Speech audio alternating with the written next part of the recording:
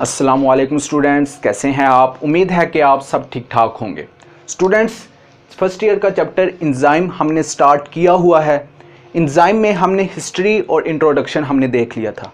आज इंजाइम में हमने इंजाइम का स्ट्रक्चर और उसकी केमिकल नेचर देखनी है। अब इंजाइम में बहुत सारी टर्म्स यूज़ हुई हैं जो इस टॉपिक में हम इसको कवर करेंगे, जैसा कि हमारे पास substrate, product, apoenzyme, holoenzyme, cofactor, binding site, catalytic site, ये बहुत सारी टर्म्स हैं जो इस टॉपिक में हम उसको कवर करेंगे। सबसे पहले इंजाइम क्या है। इंजाइम एक कैटालिस्ट है जो क्या करता है, केमिकल रिएक्शन को, बायोकेमिकल रिएक्शन को तेज़ करवाने में मदद करता है। इतनी समझ है, ये मैं पिछले टॉपिक में भी आपको बता चुका हूँ। अब इंजाइम, ये अब देखो, कोई ना कोई चीज़ किसी न किसी चीज़ से मिलकर बनी हुई है। तो इंजाइम किस से मिलकर बना हुआ है। इंजाइम जो है वो प्रोटीन से मिलकर बना हुआ है। किस से मिलकर बना हुआ है? प्रोटीन से मिलकर बना हुआ है। और जो प्रोटीन है वो 1000 ऑफ अमाइनो एसिड से मिलकर बनी हुई है। मैं इधर स्ट्रक्चर ड्रॉ कर देता हूँ। ये हमारे पास है इंजाइम, ये हमारे पास क्या है, इंजाइम है। और इसमें ये देखो, इसमें जो अमाइनो एसिड हैं वो क्वाइल्ड हुए हैं, ये एक दूसरे के साथ मिले हुए हैं। अब ये 1000 ऑफ अमाइनो एसिड्स मिलकर क्या बनाती हैं? प्रोटीन बनाती हैं। और उसी प्रोटीन को हम क्या कहते हैं? उस प्रोटीन को हम नाम देते हैं, जिस प्रोटीन, उसको हम कहते हैं इंजाइम। तो इसका मतलब है कि अगर आपसे एग्ज़ाम में क्वेश्चन पूछा जा सकता है कि इंजाइम किस से मिलकर बना हुआ है, तो इंजाइम मिलकर बना हुआ है प्रोटीन से।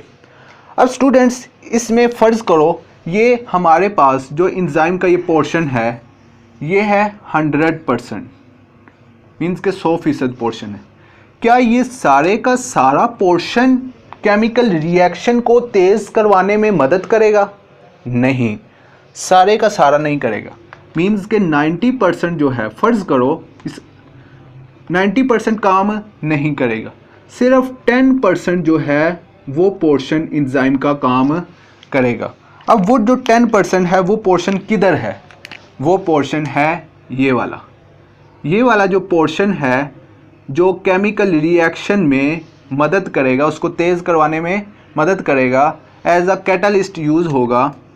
अब वो जो 10% है इंजाइम का पोर्शन, ये सिर्फ इंजाइम का देखो कितना पोर्शन है, सिर्फ थोड़ा सा पोर्शन रिएक्शन में क्या करेगा, उसकी मदद करेगा।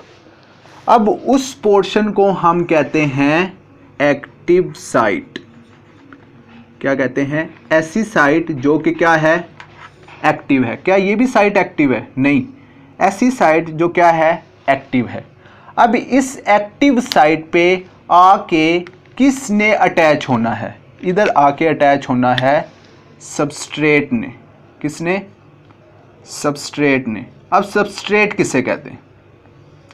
ऐसा सब्सटेंस जिस पे इंजाइम एक्ट करता है, ऐसी शय जिस पे इंजाइम एक्ट करता है, उसको हम क्या कहते हैं? सबस्ट्रेट। क्या कहते हैं? सबस्ट्रेट। तो डेफिनेशन क्या होगी? Enzyme act on a substance is called substrate। अगर ऐसा सब्सटेंस जिस पे क्या एक्ट करे, इंजाइम एक्ट करे, उसको हम क्या कहते हैं? सबस्ट्रेट कहते हैं। क्लियर? अच्छा, अब जिधर सबस्ट्रेट आके अटैच होगा उस साइट को हम क्या कहते हैं? Active site. अब जो एक्टिव साइट है उसकी भी इधर एक्टिव साइट है, ये सारा क्या है? Active site. अब इधर दो तरह की साइट्स होती हैं। एक्टिव साइट की आप टाइप्स कह सकते हो, ये दो टाइप्स हैं एक्टिव साइट की। एक है हमारे पास बाइंडिंग साइट और एक हमारे पास है catalytic site. Binding site, word से ही पता लग रहा है, बाइंड मीन्स कि ये क्या करेगा? बाइंड करेगा। बाइंडिंग साइट जो है ये एक्टिव साइट में ही पाई जाती है कहीं। बाइंडिंग साइट क्या करेगा? बाइंडिंग साइट जो है वो सबस्ट्रेट को बाइंड करेगा। किसको बाइंड करेगा? सबस्ट्रेट को बाइंड करेगा। और दूसरी इसकी खुसूसियात ये है कि वो क्या करेगा? रिकॉग्नाइज करेगा, मतलब उस सबस्ट्रेट को पहचानेगा। अब देखो हमारी बॉडी में बहुत किस्म के एंजाइम्स हैं और हर एंजाइम का काम क्या है? हर एंजाइम का काम ये नहीं है कि हर सबस्ट्रेट को आपने साथ अटैच कर ले। उसका अटैच है, हर एंजाइम का स्पेसिफिक वर्क है स्पेसिफिक सबस्ट्रेट के लिए, एक मखसूस सबस्ट्रेट के लिए। फ़र्ज़ करो मिसाल के तौर पर हमारी जो अमाइलेस है, ये ज़ुबान, इधर एंजाइम पाया जाता है इमाइलेस। इसका काम है किसको डाइजेस्ट करना? डाइजेस्ट करवाना कार्बोहाइड्रेट को। आगे हमारे स्टमक में एक एंजाइम है पेप्सिन, उसका क्या काम है? प्रोटीन को डाइजेस्ट करवाना। आगे हमारे पास आता है लाइपेस, उसका क्या काम है? लिपिड को डाइजेस्ट करना। मतलब हर एंजाइम एक स्पेसिफिक सबस्ट्रेट के लिए बना है। तो अब ये जिधर जो बाइंडिंग साइट है इसके अंदर, वो क्या करेगी? रिकॉग्नाइज करेगी, पहचानेगी, क्या ये इसी के लिए सबस्ट्रेट है? ये आ रहा है, चलो ठीक है इसको आने दो। इसको फिर क्या कर लेगा? इसको साथ बाइंड कर लेगा। जब उसने बाइंड कर लिया फिर आगे किसका काम आ जाता है? आगे काम आ जाता है कैटालाइटिक साइट। मीन्स के ये कैटालाइटिक वर्ड से ही पता लग रहा है क्या करेगा? कैटालाइज करेगा। मीन्स के अगर कोई रिएक्शन में कोई चीज़ बन रही है तो जल्दी से बना देगा, कैटालाइज कर देगा। अगर कोई चीज़ टूट रही है तो वो जल्दी से तोड़ देगा।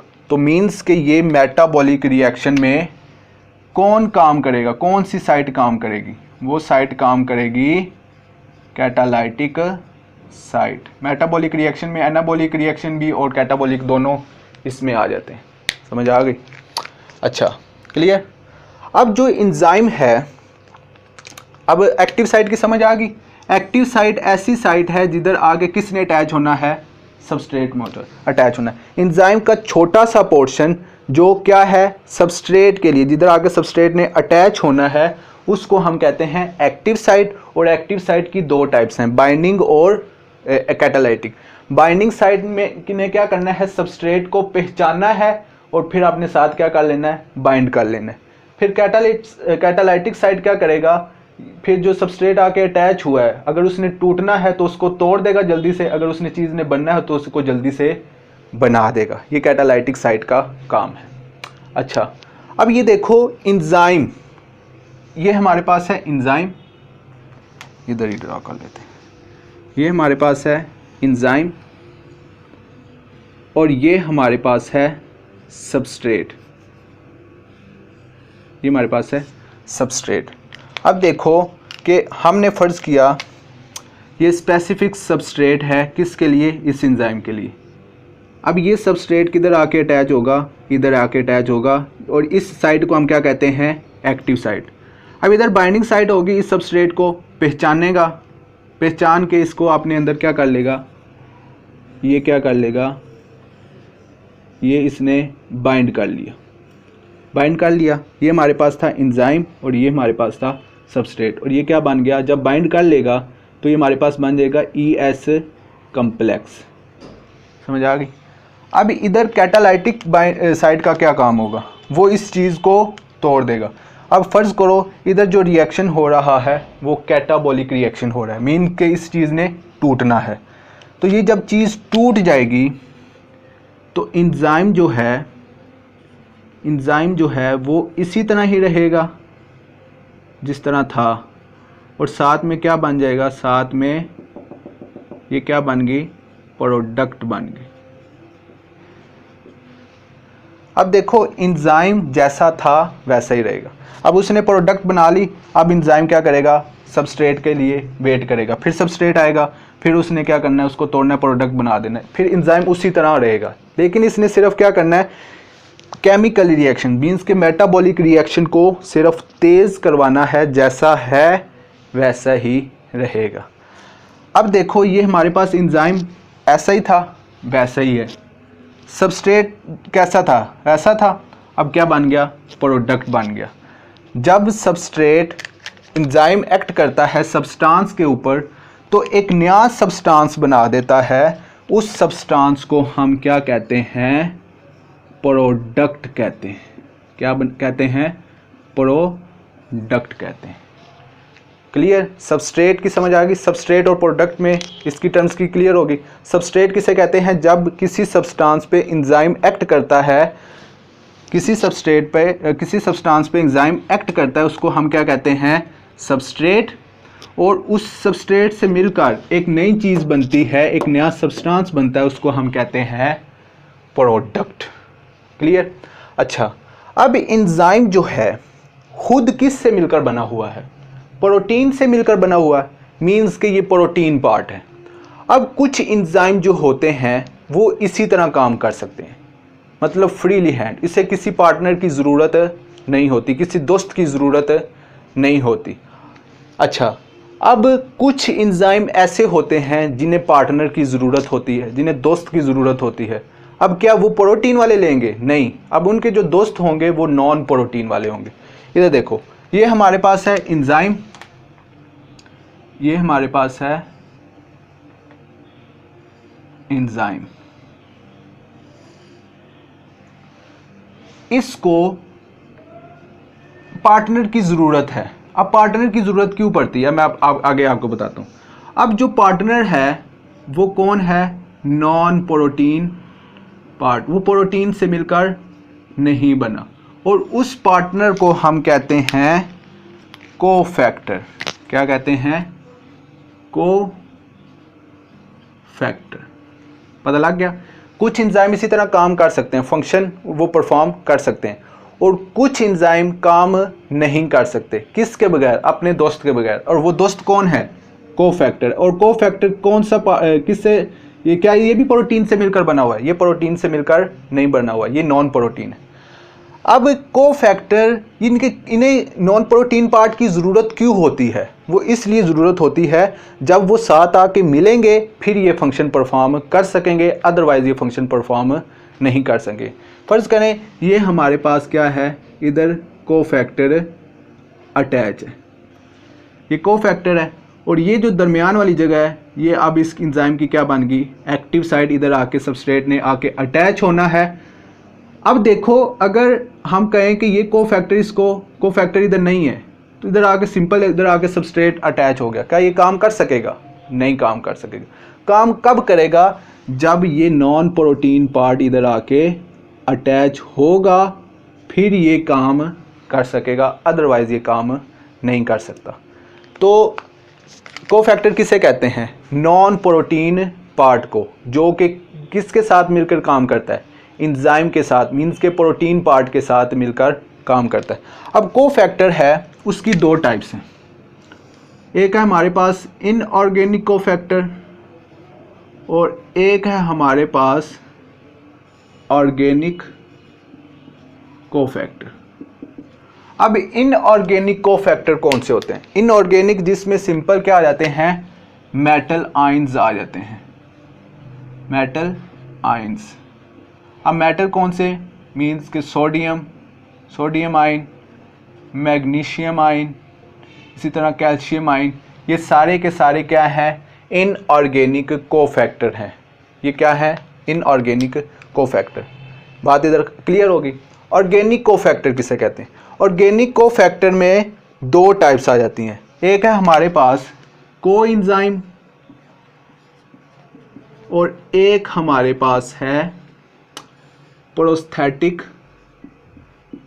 ग्रुप।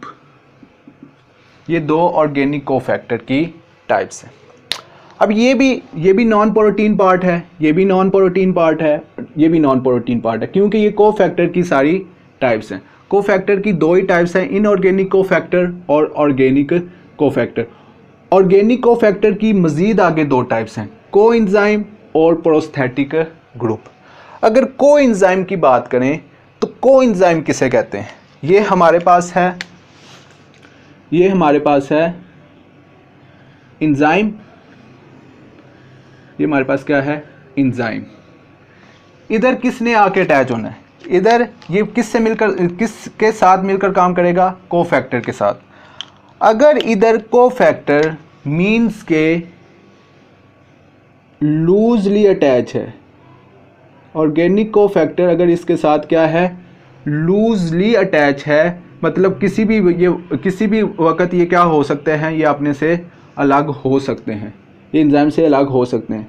फिर उसको हम क्या कहेंगे, कोएंजाइम कहेंगे। अगर ऑर्गेनिक कोफैक्टर एंजाइम के साथ लूजली अटैच हैं, कैसे लूजली अटैच हैं, तो फिर उसको हम क्या कहेंगे, उसको हम कहेंगे कोएंजाइम। अच्छा, अब ये जो कोएंजाइम है ये किस से मिलकर बना हुआ है? क्या ये प्रोटीन से मिलकर बना हुआ है? नहीं, ये तो नॉन प्रोटीन पार्ट है। ये हम जो विटामिन्स लेते हैं ना, ये उन विटामिन से ही मिलकर बना हुआ है। इसलिए हमें चाहिए कि हम विटामिन ज़्यादा यूज़ करें। क्यों ज़्यादा यूज़ करें? क्योंकि कुछ एंजाइम होते हैं जो कोफैक्टर के साथ मिलकर काम करते हैं, वो कोफैक्टर के बगैर काम नहीं कर सकते। अब कोफैक्टर में एक टाइप है कोएंजाइम। अब जो कोएंजाइम है वो विटामिन से मिलकर बनी होती है, समझ आ गई? अब विटामिन लेंगे तो ये एंजाइम सही तरह काम कर सकेगा, अगर विटामिन नहीं लेंगे तो ये एंजाइम काम नहीं कर सकता। अब हमने कहा कि अगर एंजाइम ऑर्गेनिक कोफैक्टर के साथ लूजली अटैच है, मीन्स के लूजली अटैच है, वो उससे अलग भी हो जाता है, उससे जुड़ भी जाता है। अगर लूजली अटैच है तो उसको हम कहते हैं कोएंजाइम। इसमें इधर एक एग्जांपल आ जाती है कोएंजाइम की, NAD। इसको हम कहते हैं निकोटीन अमाइन एडिलाइन डाइन्यूक्लियोटाइड। या आप आगे मास्टर लेवल पे जाके पढ़ोगे। दूसरे हमारे पास है दूसरी टाइप ऑर्गेनिक कोफैक्टर की, वो है प्रोस्थेटिक ग्रुप। अगर एंजाइम जो है, ये हमारे पास है एंजाइम, अगर एंजाइम जो है, अगर कोफैक्टर किसके साथ, एंजाइम के साथ टाइटली बाउंड है, क्या है, टाइटली अटैच है, तो उसको हम कहते हैं प्रोस्थेटिक ग्रुप। उसको क्या कहते हैं, प्रोस्थेटिक ग्रुप। इसमें एग्जांपल आ जाती है FAD, फ्लेविन एडिलाइन डाइन्यूक्लियोटाइड। ये भी अब आगे जाके इसको मास्टर लेवल पे जाके आप स्टडी करोगे। क्लियर? कोफैक्टर किसे कहते हैं? कोफैक्टर नॉन प्रोटीन पार्ट को, और कुछ एंजाइम इसके बगैर काम नहीं कर सकते। अब कोफैक्टर की दो टाइप्स हैं, इनऑर्गेनिक और ऑर्गेनिक कोफैक्टर। इनऑर्गेनिक में क्या आ जाता है, सिंपल मेटल आयंस आ जाते हैं। और ऑर्गेनिक कोफैक्टर की आगे मजीद दो टाइप्स हैं, कोएंजाइम और प्रोस्थेटिक ग्रुप। कोएंजाइम उसे कहते हैं जब कोफैक्टर लूजली अटैच एंजाइम के साथ, उसे हम कहते हैं कोएंजाइम्स। अगर टाइटली अटैच हैं तो उस ग्रुप को हम क्या कहते हैं, प्रोस्थेटिक ग्रुप। क्लियर? अच्छा, आगे हमारे पास आ जाता है, अगर कोएंजाइम इससे अलग कर दें, अगर क्या कर दें, इससे अलग कर दें, मीन्स के कोफैक्टर एंजाइम से अलग कर दें, तो हमारे पास जो एंजाइम अकेला बचा है उस एंजाइम को हम क्या कहते हैं, मीन्स के प्रोटीन पार्ट बचा है, सिंपल क्या है, प्रोटीन पार्ट बचा है, उसको हम कहते हैं एपो एंजाइम। क्या कहते हैं, एपो एंजाइम। अब इसके साथ नॉन प्रोटीन पार्ट अटैच नहीं है, मीन्स के कोफैक्टर इधर आके अटैच नहीं है, अभी ये अकेला है, इसको हम कहते हैं एपो एंजाइम। अगर एंजाइम कोएंजाइम के साथ आके अटैच हो जाएगा, मीन्स के कोएंजाइम कोफैक्टर इधर आके अटैच हो जाएगा, तो फिर उसको हम क्या कहते हैं, इधर मैं कर देता हूँ ड्रा। ये हमारे पास है एंजाइम, अब ये हमारे पास है कोफैक्टर। अगर कोफैक्टर एंजाइम के साथ मिला हुआ होगा तो उसको हम कहते हैं holo enzyme. Clear? Apo enzyme और होलो एंजाइम में समझ आ गई? एपो एंजाइम देखो इधर कोफैक्टर अटैच है, नहीं है। जब ये कोफैक्टर के बगैर एंजाइम, मीन्स के अकेला प्रोटीन पार्ट है, तो उसको हम क्या कहते हैं, एपो एंजाइम। अगर प्रोटीन पार्ट के साथ नॉन प्रोटीन पार्ट भी है तो उस एंजाइम को हम कहते हैं होलो एंजाइम। तो स्टूडेंट्स, इसमें हमने कौन कौन सी टर्म स्टडी की, सबस्ट्रेट, दूसरे नंबर पे हमारे पास है active site, binding site, catalytic site. ये कोफैक्टर की दो टाइप्स हैं, इनऑर्गेनिक और ऑर्गेनिक। ऑर्गेनिक कोफैक्टर की भी आगे दो टाइप्स हैं, कोएंजाइम और प्रोस्थेटिक ग्रुप। और एक हमारे पास है एपो एंजाइम और एक हमारे पास है होलो एंजाइम। स्टूडेंट्स, उम्मीद है कि आपको इस सारे टॉपिक की समझ आ गई होगी। फिर भी अगर स्टूडेंट्स आपका कोई क्वेश्चन है तो आप कमेंट सेक्शन में पूछ सकते हैं। तो आप मेरे चैनल को सब्सक्राइब कर दें, शेयर भी कर दें अपने दोस्तों के साथ। मिलते हैं नेक्स्ट वीडियो में। Thank you. अल्लाह हाफिज़।